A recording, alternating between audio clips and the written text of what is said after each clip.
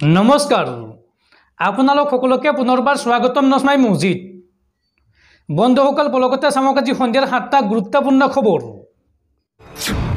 প্ৰথমটো খবৰ, ৰাম মন্দিৰত ভয়ংকৰ ঘটনা, ৰাম মন্দিৰ চৌহদত ভয়ংকৰ গুলীচালনাৰ ঘটনা আৰু এই ৰহস্যজনক গুলীচালনাত মৃত্যু হৈছে কৰ্তব্যৰত এগৰাকী আৰক্ষী জোৱানৰ। ৰাম মন্দিৰ চৌহদত ভয়ংকৰ গুলীচালনাৰ ঘটনা, এই ৰহস্যজনক গুলীচালনাত নিহত হৈছে এগৰাকী আৰক্ষী জোৱান। নিহত হৈছে এছএছবিৰ জোৱান শত্ৰুঘ্ন বিশ্বকৰ্মা। পুৱা 5:25 সংঘটিত হৈছে এই ভয়ংকৰ ঘটনা। এই ঘটনাক লৈ আৰক্ষীৰ জোৰদাৰ তদন্ত অব্যাহত আছে। উল্লেখযোগ্য যে কিছুদিন পূৰ্বে ৰাম মন্দিৰ প্ৰাংগণত সংঘটিত হৈছিল এনে ঘটনা আৰু দুদিন পূৰ্বে ৰাম মন্দিৰ উৰুৱাই দিয়াৰো ভাবুকি দিছিল দুষ্কৃতিকাৰীয়ে। এই ঘটনাক লৈ সমগ্ৰ উত্তৰ প্ৰদেশত জাৰি কৰা হৈছে হাই এলাৰ্ট। পৰৱৰ্তী খবৰ, নেৰানেপেৰা বৰষুণৰ ফলত ৰাজ্যত পুনৰ ভয়ংকৰ বানপানী। ৰাজ্যৰ 15খনকৈ জিলা বৰ্তমান বানৰ কবলত আৰু ৰাজ্যত এই পৰ্যন্ত বানপানীত মৃত্যু হৈছে 26জন লোকৰ। ৰাজ্যত এই পৰ্যন্ত বানত মৃত্যু হৈছে 26জন লোকৰ আৰু 1,61,209 গৰাকী লোক বানত আক্ৰান্ত হৈছে। ৰাজ্যৰ 15খনকৈ জিলা বৰ্তমান বানৰ কবলত। সৰ্বাধিক ক্ষতি হৈছে অসমৰ কৰিমগঞ্জ জিলাত। নিশাৰ পৰা এই পৰ্যন্ত ৰাজ্যত 6জন লোকৰ মৃত্যু হৈছে। বানৰ ফলত ৰাজ্যৰ ভিন্ন প্ৰান্তত ভয়াৱহ পৰিস্থিতিৰ আশংকা প্ৰকাশ কৰা হৈছে আৰু প্ৰতিখন জিলাতে বানত হাহাকাৰ অৱস্থা। ঠায়ে ঠায়ে ৰাষ্ট্ৰীয় ঘাইপথৰ ওপৰেৰে বাগৰিছে পানী। মুঠতে বৰ্তমান ৰাজ্যৰ 15খন জিলাত ভয়ংকৰ পৰিস্থিতি। পৰৱৰ্তী খবৰ, মুখ্যমন্ত্ৰী হিমন্ত বিশ্ব শৰ্মাই ৰাজ্যত উপ নিৰ্বাচন পাতিবলৈ ভয় খাইছে। উপ নিৰ্বাচনক লৈ এই মন্তব্য বিধায়ক অখিল গগৈৰ। উপ নিৰ্বাচন অনুষ্ঠিত কৰাৰ ক্ষেত্ৰত মুখ্যমন্ত্ৰীয়ে প্ৰকাশ কৰা অনিশ্চয়তাৰ সন্দৰ্ভত ৰাইজৰ দলৰ সভাপতি অখিল গগৈৰ প্ৰতিক্ৰিয়া। নগাঁও, ধুবুৰীত আৰু যোৰহাটৰ বিফলতাৰ বাবে হিমন্ত বিশ্ব শৰ্মাই ৰাজ্যত উপ নিৰ্বাচন পাতিবলৈ ভয় খাইছে। এই মন্তব্য অখিল গগৈৰ। কাৰণ হিমন্ত বিশ্ব শৰ্মাৰ স্বৈৰতন্ত্ৰৰ বিৰুদ্ধে অসমৰ মানুহ সজাগ হৈছে। আনহাতে পুৰণা কোনো বিজেপিৰ মানুহে হিমন্ত বিশ্ব শৰ্মাক বিশ্বাস নকৰে। অখিল গগৈৰ দাবী, খালী হোৱা 4খন আসনৰ বাবে অতি শীঘ্ৰেই নিৰ্বাচন অনুষ্ঠিত কৰিব লাগে। লগতে কংগ্ৰেছ এৰি বিজেপিত যোগদান কৰা বিধায়কসকলৰ বিধায়ক পদ খাৰিজ কৰি মুঠ 9খন আসনত নিৰ্বাচন পতাৰ পোষকতা অখিল গগৈৰ। অখিল গগৈৰ অভিযোগ যে বিধানসভাৰ অধ্যক্ষই চৰকাৰৰ কথামতে যথোপযুক্ত ব্যৱস্থা গ্ৰহণ কৰাৰ পৰা বিৰত আছে। যিহেতু 6 মাহৰ আগেয়ে বিধায়ক পদ খাৰিজ হ'লেও উপ নিৰ্বাচন অনুষ্ঠিত কৰাত সৰ্বোচ্চ নিৰ্দেশনা আছে। গতিকে এই ক্ষেত্ৰত নিৰ্বাচন আয়োগক ব্যৱস্থা গ্ৰহণৰ দাবী বিধায়ক অখিল গগৈৰ। দৰ্শকসকল, আৰু বহুতো গুৰুত্বপূৰ্ণ খবৰ আছে। তাৰ আগতে আপোনাক জনাওঁ যে যদি আপুনি এতিয়ালৈকে এইটো ভিডিঅ'ত লাইক কৰা নাই তেন্তে এতিয়াই ভিডিঅ'টোত লাইক কৰি দিয়ক আৰু এনেকুৱা ধৰণৰ ভিডিঅ'সমূহ নিতৌ চাবলৈ চেনেলটো ছাবস্ক্ৰাইব কৰি কাষত থকা বেল আইকনটো প্ৰেছ কৰি ৰাখক।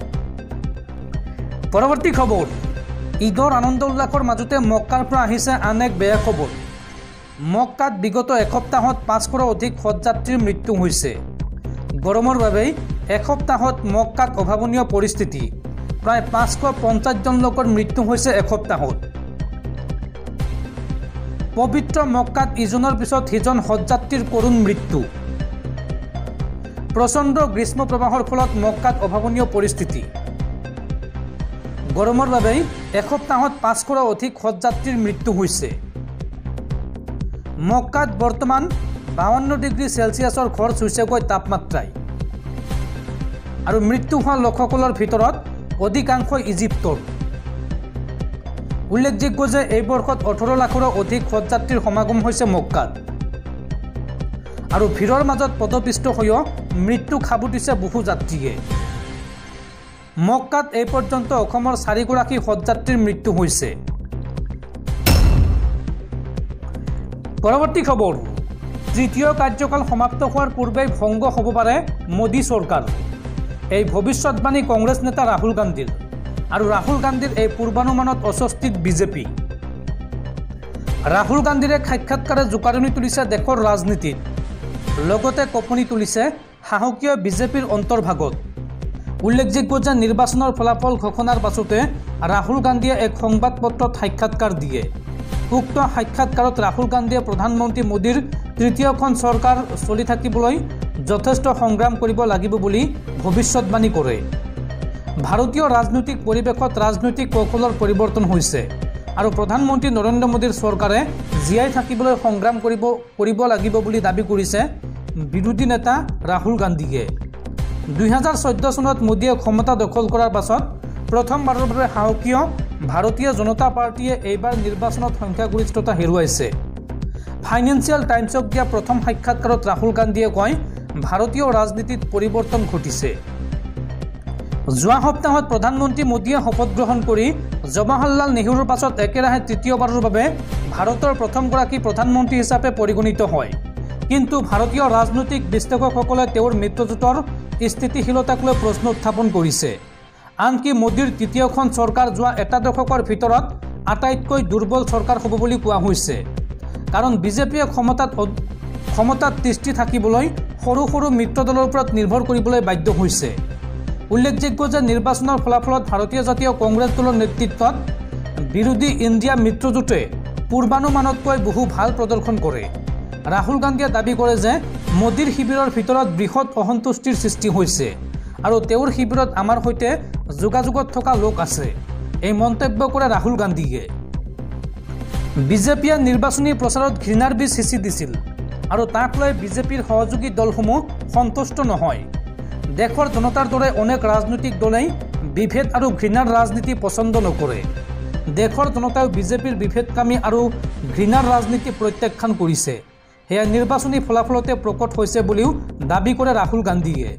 সেয়েহে বিজেপিৰ মিত্ৰ দলসমূহক লগত লৈ প্ৰধানমন্ত্ৰী নৰেন্দ্ৰ মোদীয়ে চৰকাৰ বৰ্তাই ৰখাটো কঠিন হ'ব বুলি ভৱিষ্যতবাণী কৰিছে ৰাহুল গান্ধীয়ে। অৱশ্যে ৰাহুল গান্ধীৰ এই ভৱিষ্যতবাণী কিমান শুদ্ধ হয় সেয়া পৰৱৰ্তী সময়তে স্পষ্ট হ'ব। পৰৱৰ্তী খবৰ, সাৱধান ৰাজ্যবাসী, ৰাজ্যত পুনৰ বতৰৰ কালৰূপ।